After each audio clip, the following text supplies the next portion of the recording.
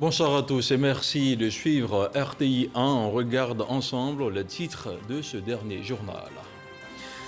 Le ministre de l'Intérieur et de la Sécurité, le général Vagondo Diomandé, a procédé avec son homologue du Burkina Faso à l'installation officielle des membres de la commission mixte paritaire de matérialisation de la frontière entre la Côte d'Ivoire et le Burkina Faso. Au nombre de 8, les membres de la commission ont été nommés par un arrêté du Premier ministre Ahmed Bakayoko. Ce soir, le dossier de la rédaction de RTI 1 sera consacré à la filière cajou. Nous irons dans la région du Béret pour voir comment les producteurs s'organisent face à la chute du prix de la noix de cajou à l'international. Une baisse exponentielle qui n'empêche pas les producteurs de mettre en valeur diverses cultures de rente pour éviter la crise.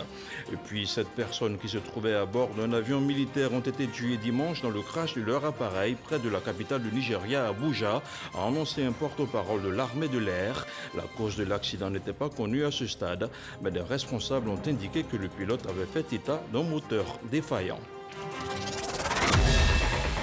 Voilà pour le titre. Merci de suivre RTI 1. Je vous le disais à l'instant, la commission mixte paritaire de matérialisation de la frontière Côte d'Ivoire-Burkina Faso a été installée le vendredi dernier.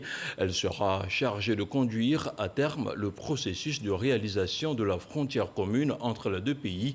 L'initiative porte la marque des deux gouvernements ivoiriens et burkinabés, et elle s'inscrit dans le cadre d'un accord signé en 1993 à Abidjan. Plus de détails avec Jean-Marc Djadji.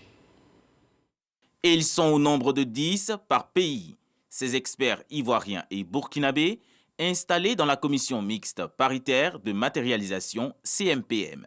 Spécialistes en coopération transfrontalière, ils auront la lourde tâche de démarrer les travaux et de conduire à terme le processus de réalisation de la frontière commune pour le compte de l'État de Côte d'Ivoire et du Burkina Faso. Cette activité de démarcation des frontières, démarcation physique, est précédée d'enquêtes de terrain, de recherche documentaire, d'analyse des documents cartographiques, et à partir de ce moment-là, les experts s'entendront pour définir les coordonnées, et à partir des coordonnées maintenant, il y a des activités de sensibilisation des populations sur le terrain. Les ministres ivoiriens et burkinabés en charge des questions de frontières encouragent les membres de cette commission et se disent prêts à renforcer la sécurité et à régler pacifiquement les conflits liés aux frontières. La frontière donc peut constituer une source de tension et de conflit entre États si elle n'est pas définie et acceptée de tous. Ce risque est davantage plus prégnant dans le contexte africain. Je voudrais profiter de l'occasion pour vous rappeler l'importance de la haute mission que nos deux pays vous confient dans un contexte sécuritaire préoccupant. Et aussi à un moment où les hautes autorités ivoiriennes et burkinabées déploient beaucoup d'efforts pour combattre tous les périls d'où qu'ils viennent, en vue d'assurer et garantir la sécurité de leur population.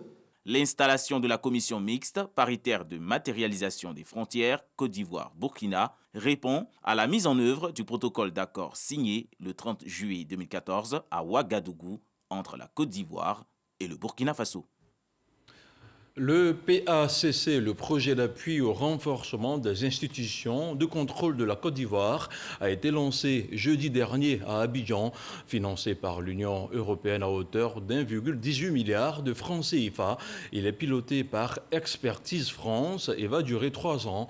Améliorer la transparence et la redevabilité dans la gestion des finances publiques sont entre autres quelques objectifs du PACC. Plus de détails sur les enjeux de ce projet avec Samuel Dangui. Les structures de contrôle interne et externe des finances publiques ainsi que celles de lutte contre la corruption bénéficient du projet d'appui au renforcement des institutions de contrôle de Côte d'Ivoire sur 3 ans. Entre autres défis de ce projet financé par l'Union européenne, renforcer l'efficacité de la recette et de la dépense en améliorant la transparence et la redevabilité de la gestion de la finance publique.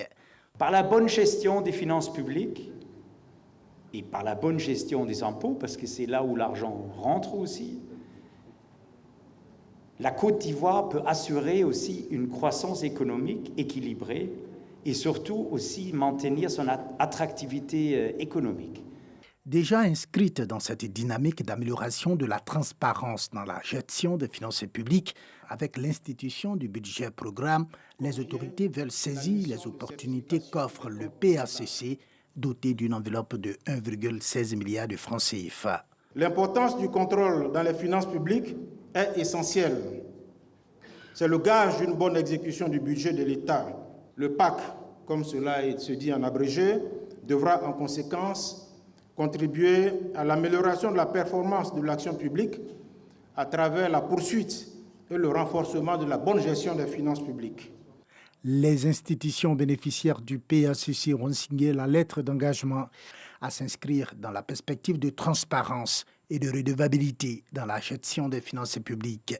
Un panel sur le thème « Gestion des finances publiques, une contribution à la bonne gouvernance financière » a permis aux experts et participants de comprendre les enjeux du PACC mis en œuvre par Expertise France. La chaire UNESCO aux femmes et pouvoir de décision vient de lancer un label intitulé Genre et compétitivité des entreprises, qui se veut un outil d'accompagnement du secteur privé. Pour en parler, la titulaire de la chaire, Euphrasie Yao, était l'invitée du magazine du dimanche de RTI 1. Je vous propose un extrait de son passage. Il y a plusieurs personnes qu'on avait accompagnées qui ont témoigné de ce qu'elles ont reçu en matière de genre à faire lever la patte au sein de leurs entreprises. Et on s'est dit, mais pourquoi ne pas aller vers les entreprises pour leur proposer tout ce que nous avons comme système, comme formation, comme structuration pour les aider à être plus performantes. Alors, qu'est-ce qu'on gagne?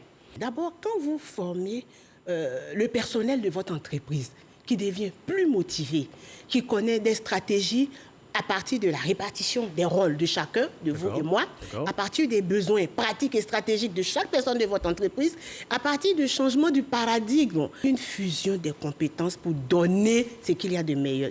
Au niveau de la productivité externe, vous savez qu'aujourd'hui, la clientèle, c'est quand même les populations. Les populations sont engagées, elles sont pour des causes.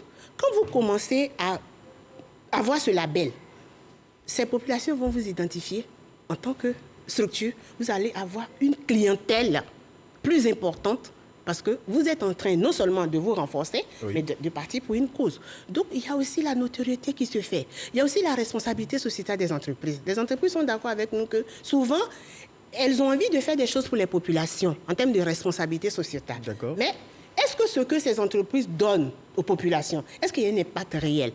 Nous avons là encore des outils pour les aider à avoir l'impact réel, donc à avoir des clients, comme je le dis, ou des clients plus motivés.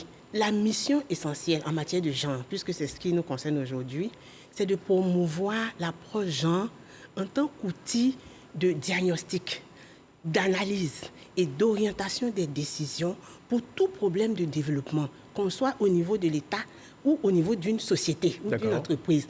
La deuxième mission, c'est d'agir comme un intégrateur de solutions. C'est comme ça que la chaire agit. Et finalement, la dernière mission, c'est le renforcement des capacités, les indicateurs à mettre en place pour aider chaque structure à être plus performante. Il s'est tenu au Conseil national des droits de l'homme une session de partage d'expériences de la Suisse en matière d'amélioration de la participation politique des femmes. La rencontre qui vise à promouvoir la représentativité des femmes dans les sphères décisionnelles trouve sa pertinence dans le contexte électoral, un contexte dominé par les élections législatives. En un mot, il s'agit de galvaniser les femmes candidates. On regarde le reportage d'Astou Touré. Cette rencontre vise à favoriser l'émergence des femmes dans les sphères décisionnelles. Session de partage d'expériences de la Suisse en matière d'amélioration de la participation politique des femmes. Une rencontre qui a valeur de symbole pour l'ambassadrice de la Confédération suisse en Côte d'Ivoire. On a montré un film qui se déroule dans un village, donc dans une population rurale, et ça a valeur d'exemple de ce qui s'est passé il y a 50 ans en Suisse. Ça fait 50 ans exactement qu'on a commémoré le droit de vote des femmes, le suffrage féminin. Ce film, d'après les réactions dans la salle, a beaucoup parlé aux gens parce que c'est des situations de la vie quotidienne qui sont dépeintes. On voit que la femme, à la base, dans sa famille, dans son village, elle peut faire bouger les choses. Et c'est là que ça doit commencer. C'est au niveau communautaire que l'engagement commence et il doit être porté jusqu'en haut. Un film retraçant le parcours de la lutte des femmes suisses pour l'obtention de leurs droits politiques a permis de sensibiliser et former les femmes sur les enjeux de la sous-représentativité des femmes.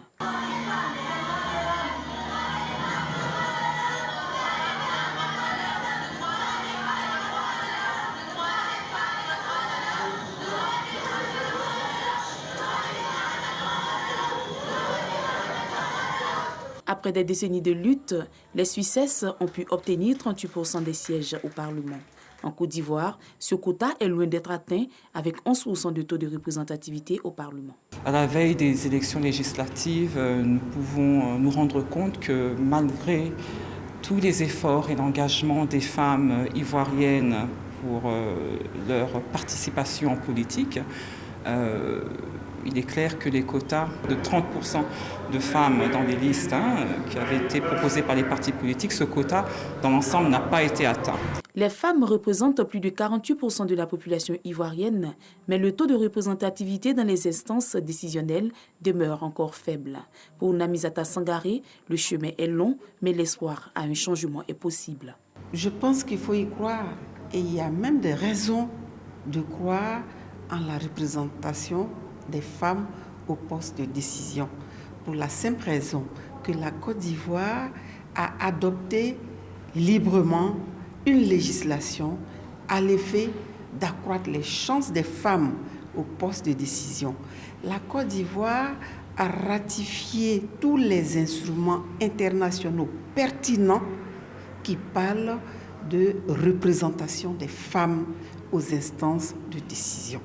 Et donc, il suffira pour nous de les appliquer. Un panel a également meublé cette rencontre. Tout de suite, le point de la situation de la Covid-19 au 21 février 2021.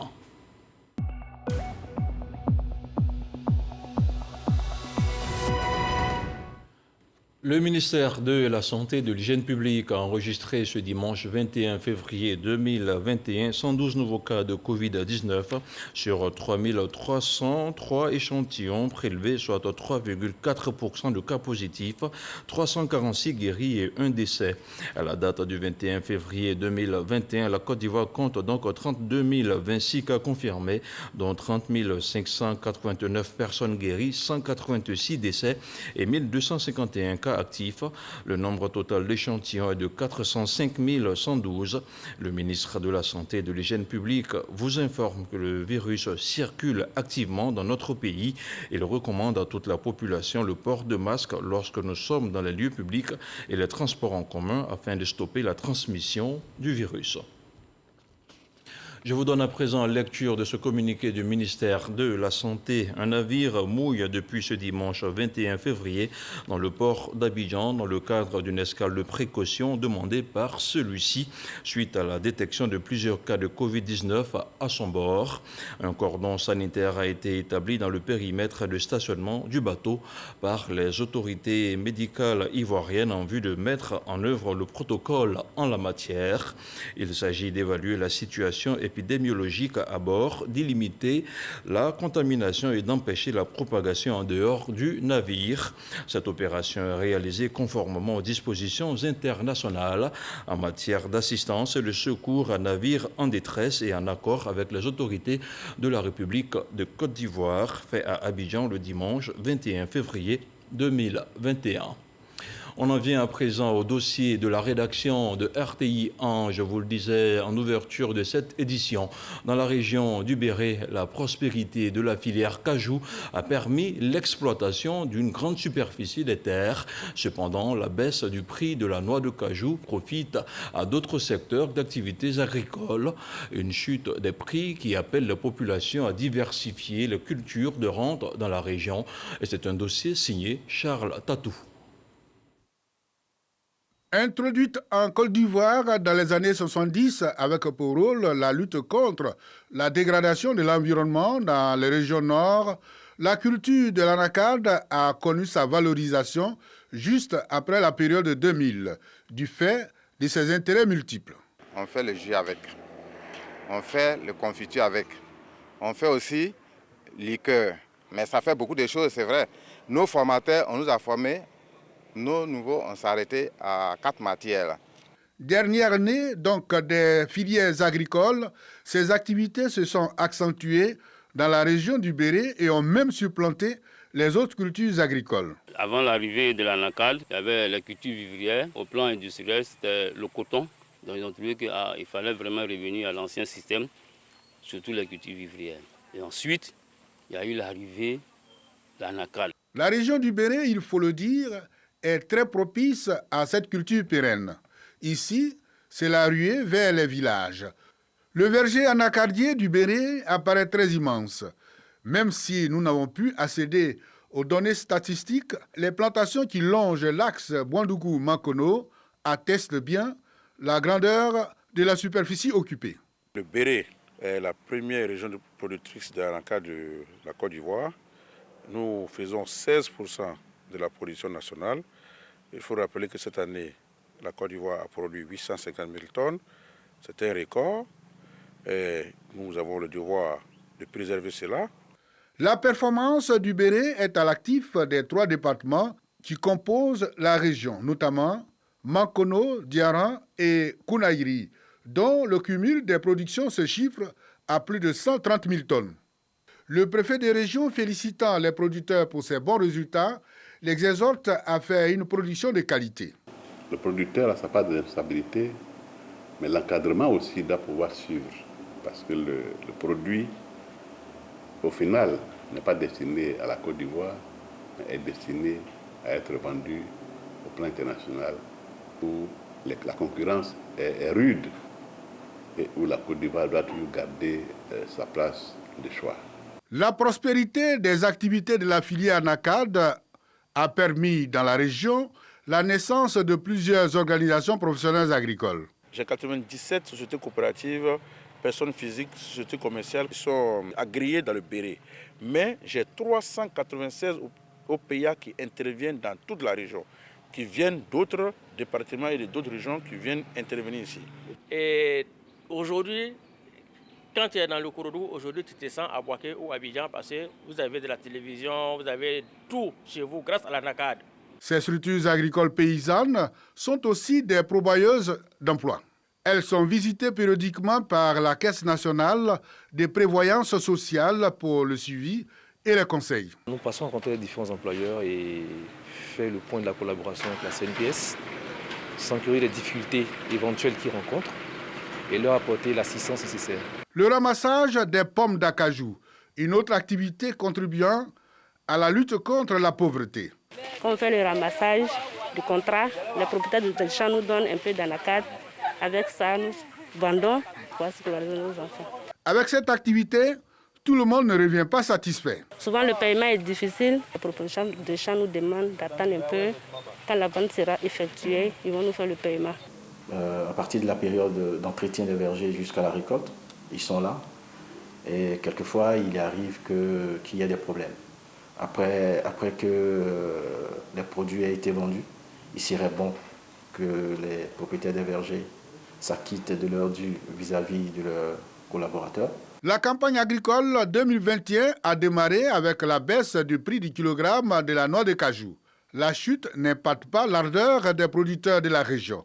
Bien au contraire, elle permet une prise de conscience en faveur de la diversification des cultures. Il y a certains même qui ont commencé déjà à éliminer certains surfaces des champs d'anacarde pour continuer à faire les cultures vivrières, pour qu'il y ait la sécurité alimentaire. Vous savez, la maladie, le corona, c'est ce qui a fait que le prix a ajusté. Sinon, avec le président qui est au pouvoir actuellement, on sait que dans tous les coups, on allait arriver peut-être à 500 comme ça. On n'en veut pas le gouvernement.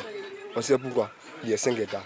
Dans la région du Béret, la chute du prix due à la crise sanitaire de la Covid-19 profite donc à certains secteurs d'activité agricole abandonnés. C'était un dossier de Charles Tato sur la filière anacarde, un dossier à retrouver sur RTI 1. En tournée à Divo, Lakota et Zikiso, le secrétaire d'État aux droits de l'homme sensibilise les populations du Lodjibois. Il s'agit pour Aimé Zébéyou d'appeler la population au calme pour un bon déroulement des élections législatives prévues le 6 mars prochain. Godefroy Kambawa. Nous, les mamans, on dit droit de l'homme. On ne sait même pas quel est notre droit. Comment on peut expliquer les droits à nos sœurs qu'on dirige? Pour la première étape de cette campagne de sensibilisation de masse pour la promotion et la protection des droits de l'homme dans le Lodibois, c'est la ville de Divo qui accueille Aimé Zébéyou. La secrétaire d'État chargée des droits de l'homme a rencontré leaders de jeunesse et de femmes pour échanger sur le rôle qu'ils doivent jouer avant, pendant et après les élections. Tous conscients que le dialogue doit être privilégié en cas de différend. Nous avons compris qu'en réalité, nous devons penser à notre avenir, à ne point nous impliquer dans une politique qui va nous détruire. Ainsi, je m'engage à échanger avec les jeunes de mon département pour qu'ensemble nous puissions penser à développer et non à détruire notre département. À Lakota et à Ziguinchor, les autres étapes de cette tournée dans la région du Lodibois, la secrétaire d'État a expliqué que cette campagne de sensibilisation vise à contribuer au maintien d'un climat de paix et de respect des droits de l'homme. Le non-respect du droit de chacun qui est à la base des conflits. Pour ces élections législatives, ils ont pris l'engagement de respecter le droit de chacun et qu'il n'y aura pas de conflit. Et ce vivre ensemble-là ne peut se faire si nous avons des élections apaisées. Droits de l'homme et élections apaisées, c'est le thème central de cette campagne de sensibilisation. La secrétaire d'État a exhorté les populations à ne pas se laisser instrumentaliser par les politiques. Toutefois, les populations ont souhaité que des séances régulières de vulgarisation des droits de l'homme soient accordées aux femmes et aux jeunes.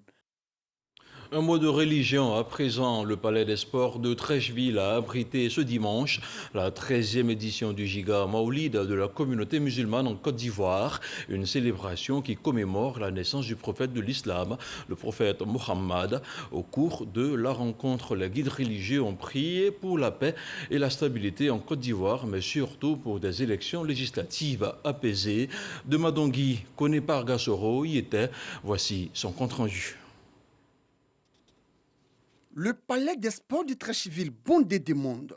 Ces imams, ces prédicateurs, ces guides religieux et fidèles musulmans venus des différentes communes du district d'Abidjan, des villes de l'intérieur et des pays de la sous-région, mais aussi de la France, présents pour la célébration du Giga Maoulid, une initiative du groupe de réflexion islamique, spirituelle et ésotérique Grise, avec à sa tête le guide spirituel Cheikh Malik Konaté. Le prophète Mohammed, paix et salut de Dieu sur lui, une miséricorde pour l'humanité. Thème retenu pour cette 13e édition. Je suis sûr et certain qu'il y a les musulmans et les non-musulmans parmi nous. C'est à cause de cette miséricorde qu'on se retrouve. Donc le fait de choisir ce thème, ça a en même temps fait des prières pour le pays. Cette 13e édition du Giga Maoulid a bénéficié du soutien du président du COSIM, Conseil supérieur des imams des mosquées des affaires islamiques en Côte d'Ivoire, Cheikh Aïma Traoré Mamadou, et de la ministre de la Solidarité, de la Cohésion sociale et de la lutte contre la pauvreté, marraine de la cérémonie représentant le Premier ministre, chef du gouvernement Ahmed Bakayoko. Occasion toute trouvée pour Maria Toukoune d'exhorter les guides religieux et la communauté musulmane dans son ensemble à être des artisans de paix et à prier pour des élections législatives apaisées le 6 mars prochain. Elle les a aussi invités au strict respect des mesures barrières afin de lutter efficacement contre la Covid-19. Le Premier ministre demande au ministre de Dieu d'implorer tout simplement et tout spécialement la clémence du Seigneur afin qu'il éloigne de notre pays toute idée de haine et de trouble à l'occasion des prochaines élections législatives que les Ivoiriens souhaitent voir se dérouler dans le calme et dans la quiétude. Intervention des différentes délégations, lecture psalmodique du Saint-Coran, chant liturgique, louange des bénédictions. Des temps forts qui ont également meublé cette 13e édition du Giga Maoulid du groupe de réflexion islamique, spirituelle et ésotérique Grise.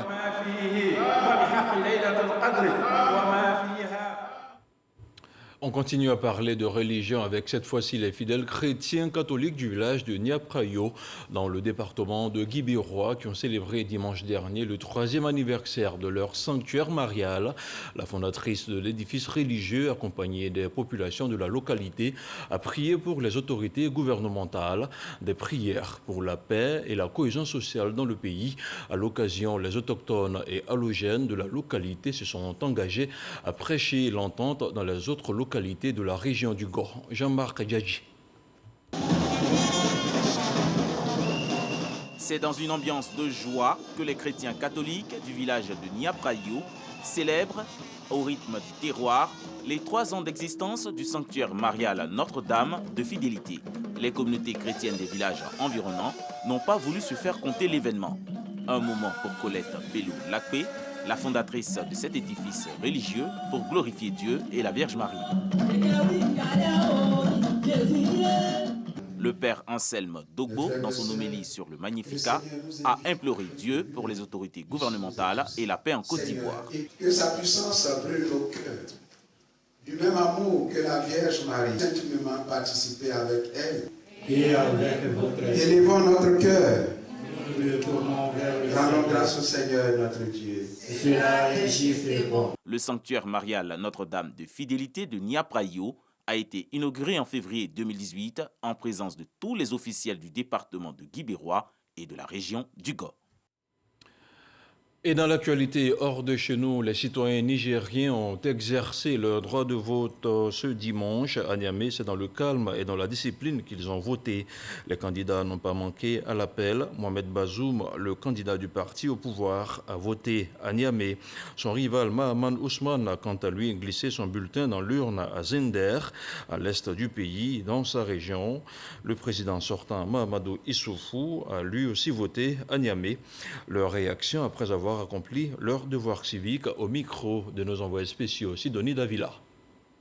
Malgré toutes les imperfections dans le cadre de la préparation, de l'organisation et du déroulement de ce scrutin, imperfections que nous avons eu l'occasion de souligner par le passé, les Nigériens se sont mobilisés et cherchent à exercer leurs droits, à exercer effectivement aussi leurs devoirs. Alors ce qui est important à un moment comme celui-là, c'est que chacun de nous se mette à l'esprit que le suffrage des citoyens doit être respecté. Je suis animé par des sentiments de satisfaction au regard du calme qui a caractérisé la campagne du second tour que nous avons menée. Je viens de voter après que je passais plusieurs semaines à l'intérieur du pays, que je visitais plusieurs villages, que j'ai eu beaucoup de contacts. Et je souhaite que ce vote se passe dans le calme, la discipline et que le vainqueur ait la chance avec lui. Je souhaite que cette chance soit de mon côté, bien sûr. Cette fois-ci encore, je pense que le deuxième tour de l'élection présidentielle sera un scrutin libre et transparent. C'est dire que l'alternance est en marche. L'alternance pacifique qui a manqué au Niger depuis des décennies va se réaliser. Je suis fier d'être le premier président démocratiquement élu de notre histoire, à pouvoir passer le relais à un autre président démocratiquement élu. C'est un événement majeur dans la vie politique de notre pays. Et je suis fier aussi que les Nigériens en soient les artisans. Voilà, c'était des propos recueillis par Sidonie Davila, notre envoyé spécial à Niamey, au Niger.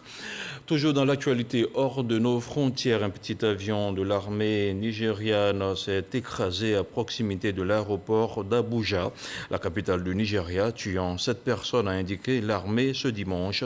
Selon l'armée de l'air, l'accident est dû à un problème de moteur. L'appareil s'est écrasé après avoir entrepris de retourner à l'aéroport d'Abuja après avoir rapporté un problème de moteur. L'actualité dans le monde au titre de la semaine qui se referme dans quelques instants, c'est une sélection d'Alexis Ouedraogo.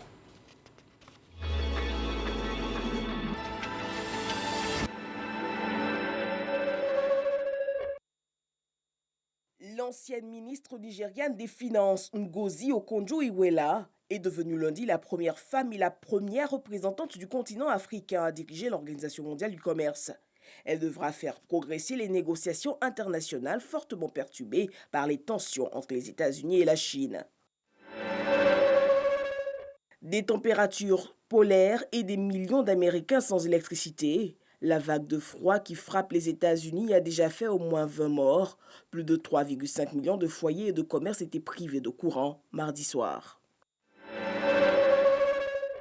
Des hommes armés non identifiés ont attaqué dans la nuit de mardi à mercredi un établissement scolaire dans l'État du Niger au Nigeria et enlevé 27 étudiants, employés et membres de leur famille. Le président nigérien Muhammadu Buhari a condamné l'attaque et dépêché des responsables des services de sécurité pour coordonner les opérations de sauvetage. Abdelmadjid Tebboune a annoncé jeudi la dissolution de la Chambre basse du Parlement et appelé à des élections anticipées. Les membres de la Chambre basse du Parlement avaient été élus en 2017 lorsque les alliés Abdelaziz Bouteflika, prédécesseur d'Abdelmadjid Tebboune, bénéficiaient de la majorité. Le président indique que cette décision fait partie des réformes visant à donner plus de pouvoir au Parlement. Les États-Unis sont officiellement de retour dans l'accord de Paris, au moment où l'administration du président Joe Biden s'engage à faire de la lutte contre le changement climatique une autre priorité. Près de 4 ans après l'annonce par Donald Trump du retrait des États-Unis, ce retour de la première économie du monde signifie que la quasi-totalité des nations de la planète sont aujourd'hui partie prenante de l'accord signé en 2015. Un tribunal de Moscou a rejeté samedi l'appel de l'opposant russe Alexei Navalny. Détenu en Russie depuis son retour d'Allemagne le mois dernier, il a été condamné pour 3 ans et demi de prison ferme le 2 février pour avoir violé les conditions de sa libération conditionnelle. Une accusation qu'il refute. Si son appel a été rejeté, sa peine, elle, a été réduite de 6 semaines. Les électeurs nigériens étaient ce dimanche aux urnes à l'occasion du second tour de leur présidentielle. Le candidat du parti au pouvoir, Mohamed Bazoum, est donné favori après avoir remporté 39,3% des voix lors du premier tour. Il affronte l'ancien président Mahaman Ousmane, qui a obtenu, lui, 17% de voix au premier tour.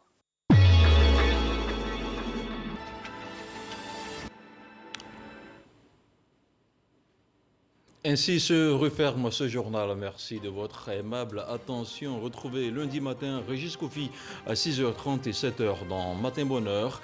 L'édition de 13h sera l'affaire de Juliette Ouéa. Bonsoir et agréable temps de carême à tous les chrétiens catholiques. Et restez sur RTI1.